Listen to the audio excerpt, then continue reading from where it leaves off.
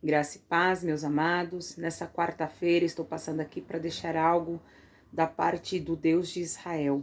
Em Provérbios 15:3 diz assim: Os olhos do Senhor estão em todo lugar, contemplando os maus e os bons. O Senhor, ele tem os olhos sobre a terra. O Senhor, ele tem os olhos sobre 4 cantos do nosso país.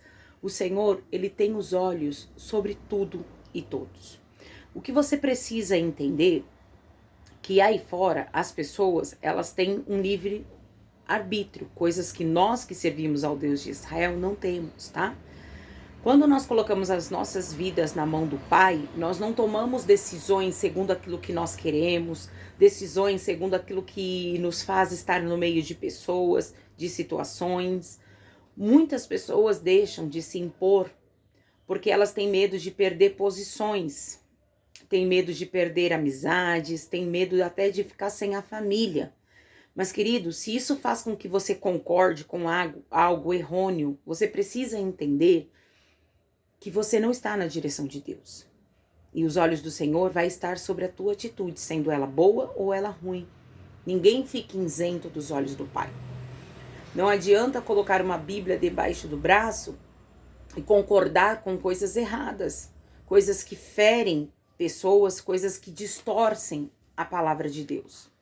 O que você precisa entender que aí fora existe, hoje em dia, ainda mais hoje em dia, nessa geraçãozinha Nutella, onde que a verdade ela não pode ser dita, porque as pessoas não compreendem, as pessoas não querem entender. Uma coisa é você não entender, outra coisa é você não querer entender. Existe uma grande diferença.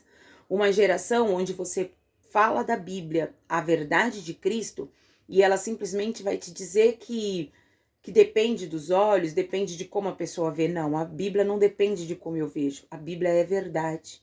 E a Bíblia não é minha razão e não é a razão de A, não é a razão de B. A Bíblia é a razão de Deus, é a palavra de Deus.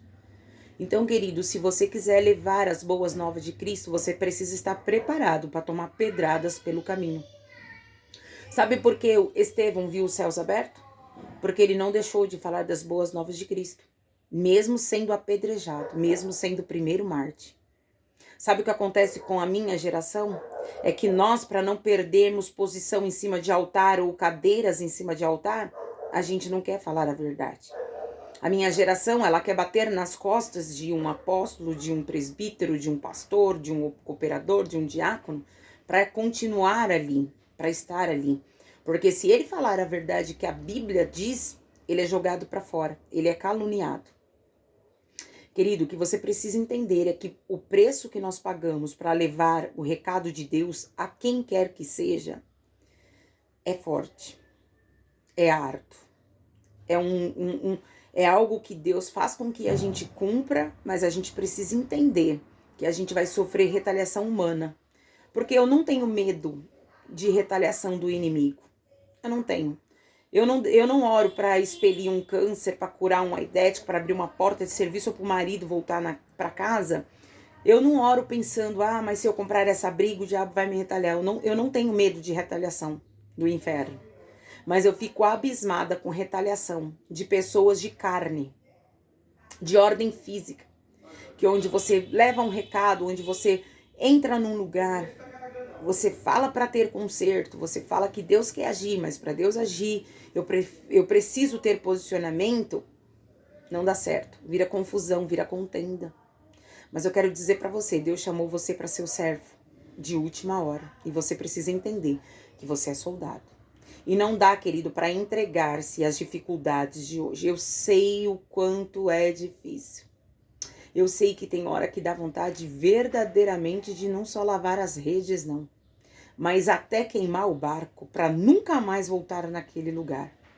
Só que, querido, como eu comecei dizendo que nós não temos livre-arbítrio, nós somos escravos de Cristo. Nós somos a noiva de Cristo e nós precisamos entender que Ele é a nossa cabeça. E nós vamos fazer de acordo com o que Ele quer que façamos.